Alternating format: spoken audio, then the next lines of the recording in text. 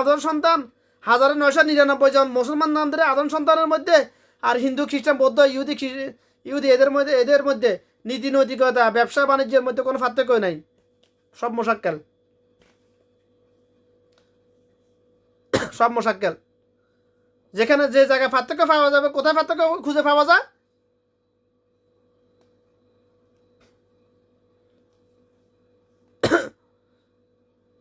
হাসি আসে কথাটা শুনলে। ডক্টর খন্দকার আব্দুল্লাহ জাহাঙ্গীর রহমতুল্লাহ বলছেন, একটি জায়গায় হিন্দু আর মুসলমান আলাদা করা যায় তো লুঙ্গি উল্টাইলে, এখন ওখানে আর আলাদা করা যাবে না। এখন মুসলমানেরা খতনা করায়, হিন্দু বৌদ্ধ খ্রিস্টান ওরাও সার্জারি করায় রোগ বালাই থেকে বাঁচিয়ে থাকার জন্য। এই জন্য এর নাম সুন্নতি খতনা। সর্বপ্রথম ইব্রাহিম আলাইহিস সালাম করেছেন, নিজের খতনা নিজে করেছেন। সুন্নতি খতনা এটা রাসূল সাল্লাল্লাহু আলাইহি ওয়াসাল্লামের সুন্নত না, ইব্রাহিম আলাইহিস সালামের সুন্নত এটা।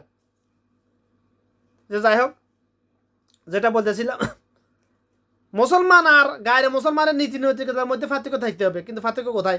আমি তো পার্থক্য দেখতেছি না। যারা আমার কথাগুলো শুনেন, আপনারা পার্থক্য দেখা দেন, আপনাকে কয়টা পার্থক্য দেখাতে পারবেন? আমি পার্থক্য দেখতেছি না। আমি কিছু 4 মাস আগে এক হিন্দু ভাইয়ের সাথে কথা বলে আমি এই কথাগুলো উপস্থাপন করেছি যে তোদের হিন্দুরা এগুলাকে কি মনে করস, কি অপরাধ মনে করস? আমরা মুসলমান অপরাধ মনে করে কি কেমন মনে করে, তোরা কি কেমন মনে করে এগুলাকে? কোনো পুরাপুরি সাদৃশ্য কোনো ইয়া নাই। এক, ওরা সুদ খাইছে, ঘুষ খাইতেছে, দুর্নীতি সাদাবাজি সিন্ডিকেট করতেছে, মুসলমানরাও করতেছে। আচ্ছা, বাংলাদেশে তো 90% মুসলমান নামদের আদম সন্তান, তাহলে বাংলাদেশে হিন্দুরা বেশি দুর্নীতি সাদাবাজি করতেছে নাকি মুসলমানরা করতেছে? কথাগুলো বলবে ইসলামকে ছোট করি। আমি ইসলামকে ছোট করতেছি না, আমি মুনাফিকদেরকে আমি বলতেছি কথাগুলা। ইসলামকে ছোট করা আমি আর তুমি কে, কোন ক্ষেত্রে মুনাফিক নয়? ইসলাম তো আল্লাহ পাকের দিন, আল্লাহ পাকের একমাত্র মনোনীত দিন ইসলাম। আমি আর তুমি ছোট করা কোন ক্ষেত্রে মুনাফিক হইলাম আবার? এটা আমাদের পক্ষে ছোট করা কীভাবে সম্ভব? এটা তোমরা যে মুসলমান দাবি করো, দুনিয়াতে বিছানা করতেছ, আল্লাহর নাজ নিয়ামত ভোগ করতেছ, মুসলমান দাবি করে, ফেটিকেরে তো তোমরা মুসলমান নয় বেশিরভাগ।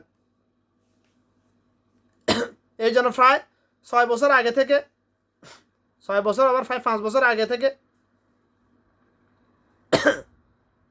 কোরআন হাদিস এলেম গ্রহণ করা শুরু করেছি, তালিম নেওয়া শুরু করেছি। যখন তো শুরু করার পরে কিছুদিন, কয়েক মাস পরে দেখতেছি সালা যেদিকে থাকে ওইদিকে শুধু মুনাফিক আর মুনাফিক দেখি।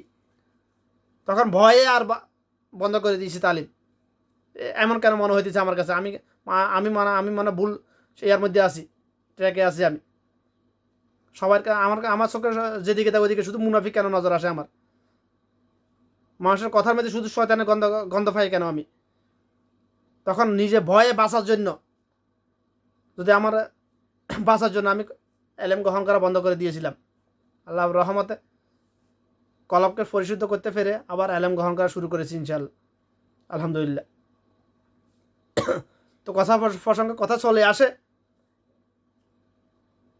আমার কথা কেউ শুনলেও সারা দুনিয়ার সবাইকে, কেউ যদি একবার না আসে না, আমার কিছু যা আসে না, আমার কোনো ক্ষতি নাই।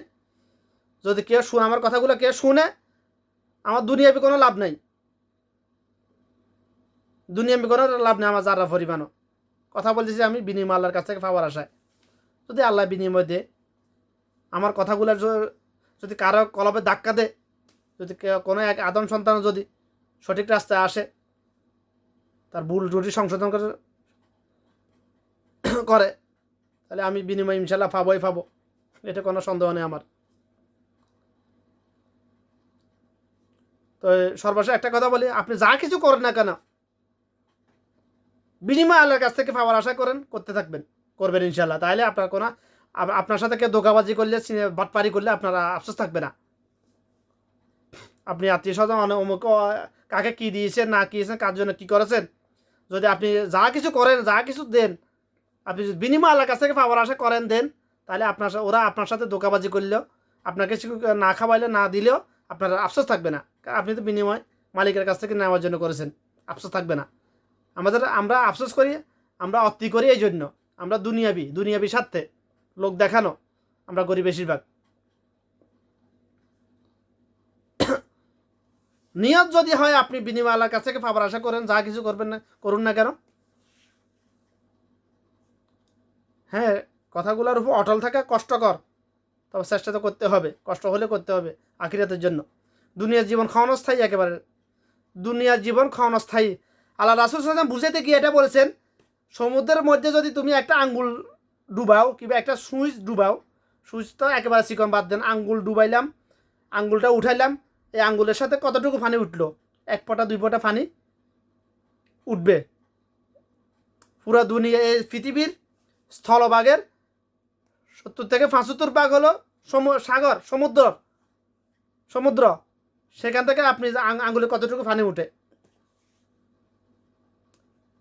ওই সমুদ্রের পানির সাথে আর আপনার আঙ্গুলের সাথে যে পানি উঠে এসেছে তার সাথে যেরকম ফরাক ব্যবধান, দুনিয়ার জীবন আর আখিরাতের জীবনের সাথে এরকম ব্যবধান। অর্থাৎ আখিরাতের জীবনের তুলনায় দুনিয়ার জীবনে এতটুকুই। তাহলে আপনি এই যে দুনিয়ার এই যে 1 ফোঁটা 2 ফোঁটা পানির জন্য আপনি এত বড় সমুদ্রের পানি কি খারাপ করবেন? এটা কি কোনো পাগল ছাড়া কোনো বুদ্ধিমান লোক করবে? যার সেন্স আছে, যে পাগল নয়, যার হুঁশ ঠিক আছে, সে কি এটা করবে যে 1 ফোঁটা 2 ফোঁটা পানির জন্য এই সমুদ্রের এত হুরা দুনিয়া ব্যাপী 70 থেকে 80-75% সমুদ্র জল, পৃথিবীর জল খারাপ করে দেবে, এরকম করে পাগল আছে দুনিয়াতে? কিন্তু আমরা তো করতেছি আসলে, আমাদের কর্ম দিয়ে দ্বারা যেটা প্রকাশিত হয় আমরা তো করতেছি। আমরা 1 ফোঁটা 2 ফোঁটা পানির জন্য পুরো সমুদ্রের পানি খারাপ করে দিতেছি, আমরা করতেছি। পৃথিবীর সবাই পাগল আসলে। আমাকে 12 বছর আগে পাগল বলেছে, এটা সত্য, আমি পাগল এটাও সত্য। তবে পৃথিবীর সবাই পাগল, আমিও পাগল এটাও সত্য। আমাকে পাগল বানানোর জন্য চেষ্টা করেছে দুনিয়া, এটাও সত্য। আমি পাগল ছিলাম, পাগল আছি, এটাও সত্য। মৃত্যুর আগ পর্যন্ত পাগল থাকবো, এটাও সত্য। তবে আমি আখিরাতের জন্য পাগল, তোমরা দুনিয়ার জন্য পাগল। পার্থক্য এখানে শুধু, তোমরাও সবাই পাগল, আমিও পাগল। কারণ আমাকে পাগল বলে গেছেন আল্লাহ রাসূল সাল্লাল্লাহু আলাইহি ওয়াসাল্লাম 1500 বছর আগেই, যে কিয়ামতের আগে এমন সময় আসবে তখন আমার কোনো উম্মত পরিপূর্ণভাবে দিনের উপর অটল থাকবে, যা হারামকে হারাম মনে করবে তাকে দুনিয়ার মানুষ, অন্য সবাই তাকে পাগল বলবে। এই জন্য আমাকে পাগল বলেছে। কিন্তু আফসোসে যখন কথাগুলো দুনিয়া বিষয়ে এফেক্ট আসে তখন আফসোস হয় আর কি।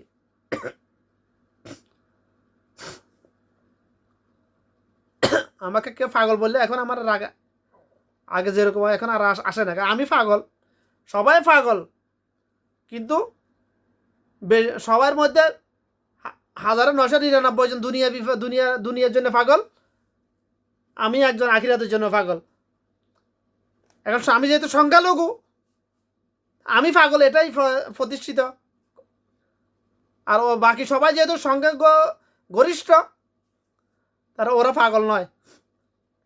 কারণ মেজরিটি ভাগ ভোটার ক্ষেত্রে, হানা ভোটার ক্ষেত্রে মেজরিটি ভাগ যেটাই বলবো ওটাই সঠিক, ভুল বললে ভুলকে সঠিক বললে ওটাই সঠিক। আমি যেহেতু একা, আমার সাথে যেহেতু আর কেউ নাই, এই জন্য আমাকে যা বলে সেটাই সঠিক। কী করার, আমার প্রতিবাদ করা আমার তো আর ক্ষমতা নাই। আমার সঙ্গে যদি আরও থাকতো এরকম, আজকে 50-50 যদি থাকতো, তাহলে আজকে হয়তো কিছু একটা করে দেখা দিতে পারতাম অল্প সময়ের মধ্যেও। তো আমার কিছু করার জোর জবরদস্তি না, প্রয়োজনও নাই, ক্ষমতাও নাই। যদি আল্লাহ চায় কখনো কিছু করার আমাকে দিয়ে করাবে, এটা ওনার হিসাব, আমার দেখার বিষয় না। ওগুলো নিয়ে আমার চিন্তা করার প্রয়োজন নাই।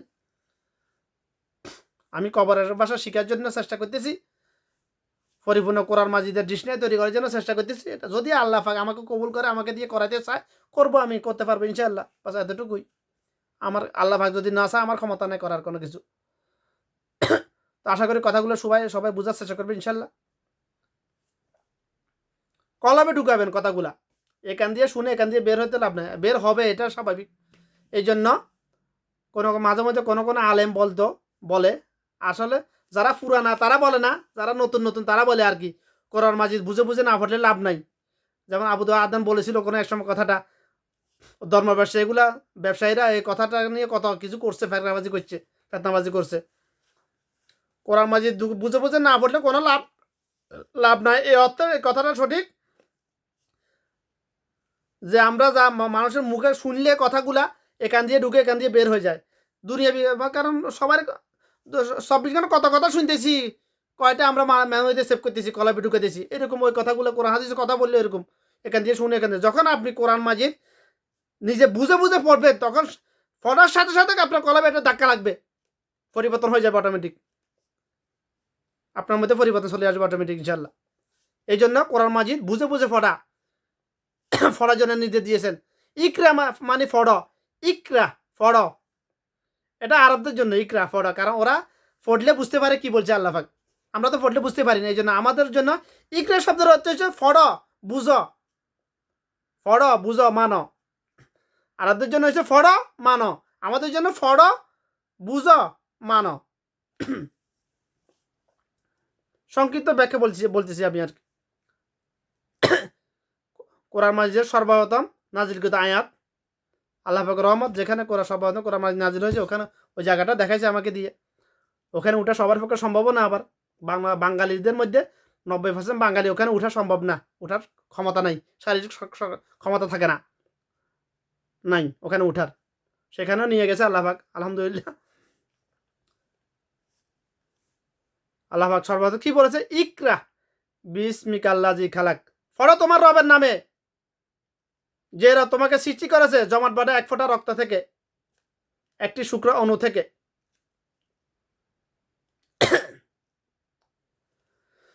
কথাটা আল্লাহ পাক রাসূল সাল্লাল্লাহু আলাইহি ওয়াসাল্লামকে বলেছেন, আমাদের জন্য নয়। আমাদের জন্য হচ্ছে পড়ো বুঝো মানো।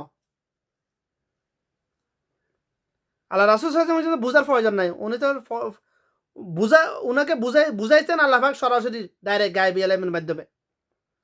আল্লাহ রাসূল সাল্লাল্লাহু আলাইহি ওয়াসাল্লামকে কেন আল্লাহ পাক দুনিয়াবি কোনো শিক্ষা প্রতিষ্ঠানে পড়ায় নাই?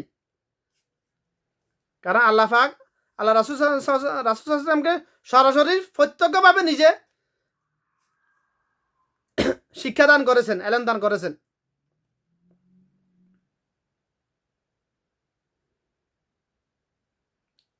দুনিয়াবি কোনো প্রতিষ্ঠানে না পড়ানোর অনেকগুলো কারণ আছে, ওই বিষয়ে অন্য সময় কথা বলবো ইনশাল্লাহ। তো কথাগুলো সবাই বোঝার চেষ্টা করবেন ইনশাল্লাহ। আমা তাওফিক ইল্লা বিল্লাহ, আউযু বিল্লাহি মিনাশ শাইতানির রাজিম। রব্বি জিদনি ইলমা, রব্বি জিদনি ইলমা, লা হাওলা ওয়ালা কুওয়াতা ইল্লা বিল্লাহ, আউযু বিল্লাহি মিনাশ শাইতানির রাজিম।